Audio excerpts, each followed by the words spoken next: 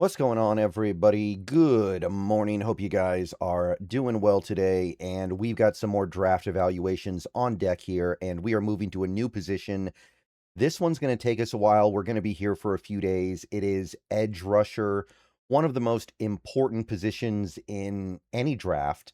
And as is pretty much always, this draft is pretty loaded with premier pass rushers. Now, obviously, the Seahawks find themselves in a position where I think it's very clear that they need some assistance here.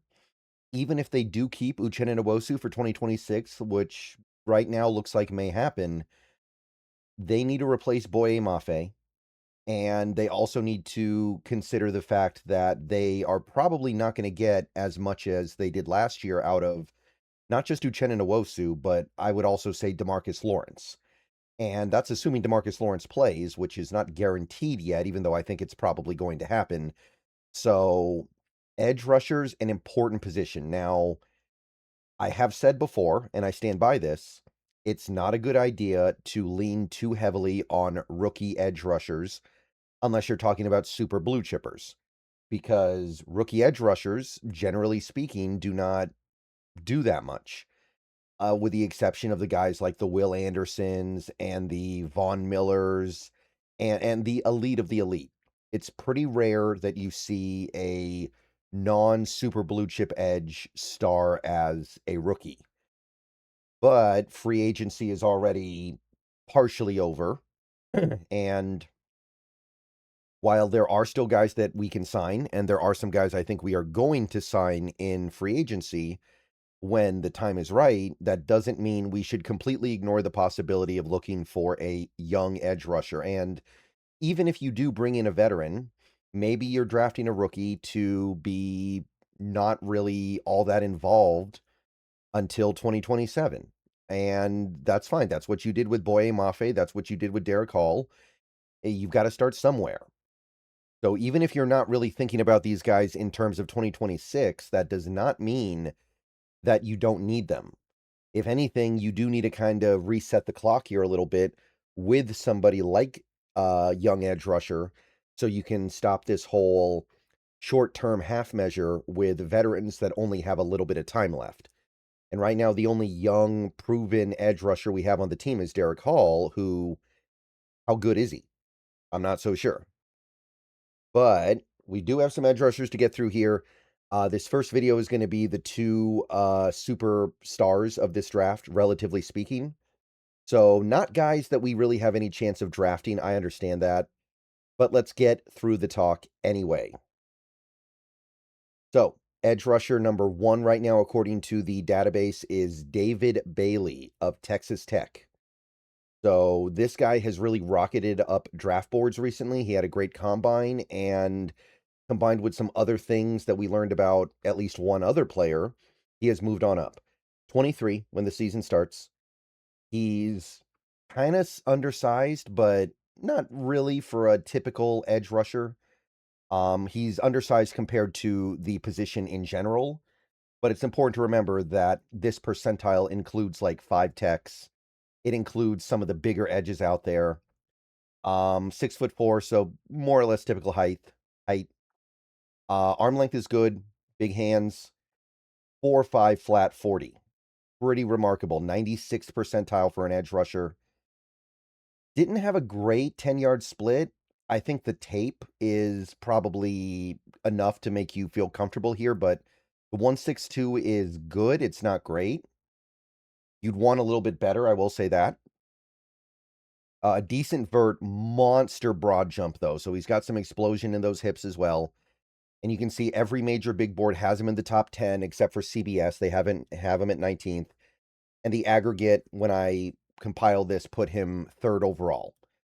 Last year, he had insane production, 14.5 sacks, 19.5 tackles for loss, 52 tackles total, forced 3 fumbles, 81 pressures total, and 93.3 PFF rating. Remember, he wasn't playing on like Miami or Indiana, so he didn't get to play every game in the postseason or anything like that to beef up his pressure count.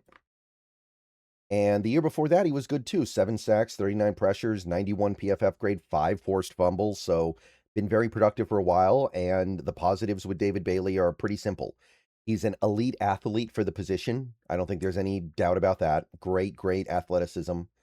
His first step quickness, it didn't necessarily show up at his combine, but you look at the tape, his first step quickness is totally fine. So I'm not worried about that. I think that his first step quickness is going to get him around the edge as a speed rusher plenty. He has a bag of moves that he can whip out to win. He does have some legitimate pass rush moves. He's not just a pure speed guy.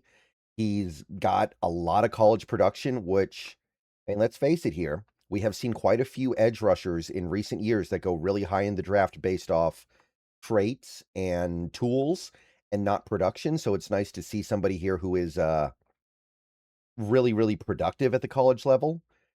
He's got bend as well, so he's got those two things that you're looking for. When it comes to edge rushing, you have first step quickness, which he has, and bend, which he has. So those two things allow him to get to the outside of a lot of tackles and get pressure on the outside. And when you have those two things, you can build from there. So great stuff there. His change of direction skills are good too, so I think he'll be fine in coverage.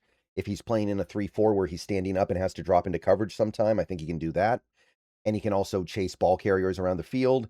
Now, he's not, I don't know if undersized is the right word, but in this defense where we know McDonald likes bigger guys who are stronger, he is kind of undersized and he's not really powerful. You wouldn't call him like a guy who goes through guys. He goes around them with his speed.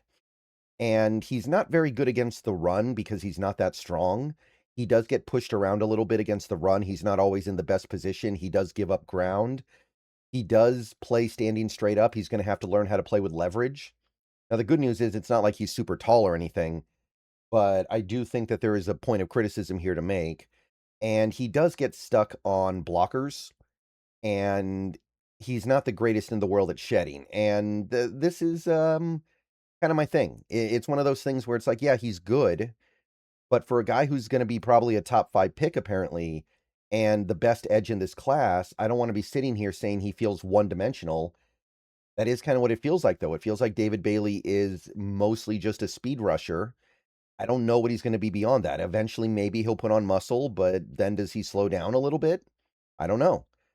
So, yeah, he's a little bit more flawed than I would like for the guy who's supposed to be the top edge in this class, but don't get me wrong, he should be a really good speed rusher off the edge. And if he can use those pass rush moves he has effectively, then I think you got something. So I'd put him in the top 10. I don't know if I'd put him in the top 5.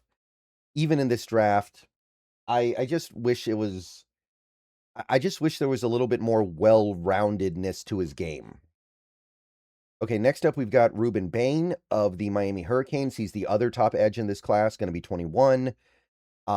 Short, but he's got a little bit of girth to him, 260 plus, so he's a little bit on the bigger side, which I'd say is probably a little bit better if you're a Seahawks fan, because that's what the Seahawks seem to value. They like the bigger guys.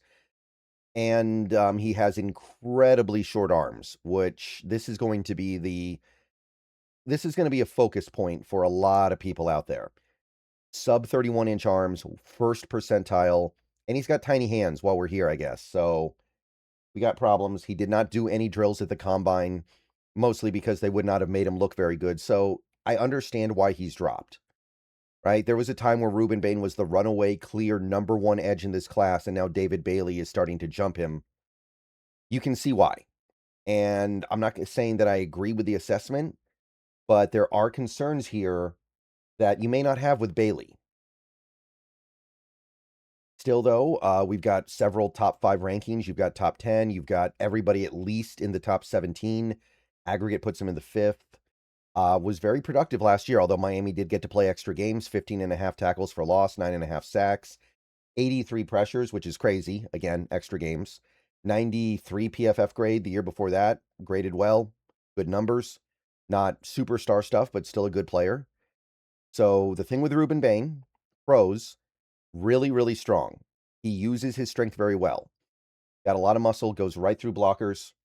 He's extremely high effort. He plays through the whistle. He's always given 110%. He's a high motor guy. He can slide inside and impact the game as a tackle. He's going to do some of the Michael Bennett stuff, I think, where he slides to the inside and plays as like a pass rushing tackle on third downs. So that's going to be nice. He's really good with his hands. He knows how to use his hands to dislodge opponents and get them off their game. He strikes hard, and he also understands how to position his hands to gain advantages. He can anchor down and hold ground against double teams really well, too. So, as a run defender, I think he's going to be really good. I think he's going to be able to absorb a lot of attention there. So, a lot to love with Rueben Bain. Now, the short arms makes you wonder how much of it translates. Like, this isn't just like below average arm length. This is some of the shortest arms we've ever seen. And I don't think there's anything wrong with being a little bit concerned about that. We just watched Will Campbell, a top 5 pick, really, really not play all that effectively last year at left tackle because of his short arms. And now there's a lot of talk that he might get moved to left guard. And I don't know if he would have been a top 5 pick if teams knew he was going to end up playing inside. So you do want to make sure, and in that case, that's actually better. At least he's still playing for you. If Ruben Bain gets to the NFL and his arms are too short for him to be effective, then what are you going to do? There's nothing to do. Where's he going to move? Where is it going to be okay for him to get away with this? So short arms are a concern. He's not really a great athlete. He's not very fast. He's not very quick. He doesn't have great closing speed. He's not somebody who's going to use first step quickness to get the edge a lot. He's more of a strength player. He can get baited into over aggression and overrun the play because I think he is putting so much into trying to get to the ball because he is a little bit under imperfect athletically. And he does have a little bit of an injury concern background. There are some injuries in his past that are it hasn't happened the last couple of years, so I'm not too concerned about it, but it is worth noting. So this is tough, right? This is tough. I feel like he's going to figure it out. I feel like he's going to find a way. He strikes me as somebody that's going to find a way to overcome the short arms and limited athleticism and be a great player in the NFL. So his power, his ferocity, his ability to play up and down the line, his hand usage, I'm betting on it. And normally I would always shy away from somebody like this and gravitate towards the super athletes, but I'm starting to wonder about that as a strategy. I don't know if that's right. So I think he's probably a top 5 pick in this draft, and I feel like he should be edge number 1. I feel like he's the best edge rusher in this class, insofar as that he is an edge rusher. I know he's a little bit atypical in that regard, but he is probably going to end up on the edge more often than not in the NFL. So Ruben Bain, he is a top 5 pick to me. I like him more than Bailey. And a couple years ago, I probably wouldn't have said that. I would have bet on Bailey's athletic prowess over Bain's toughness, but I don't know. I feel like Bane has a better chance of being well-rounded than Bailey. Bailey, to me, could end up being a passing down edge rusher specifically. Okay, so that'll do it for this video, guys. I will see you guys later today. More edge rushers coming. Go Hawks. And yeah, let me know what you think.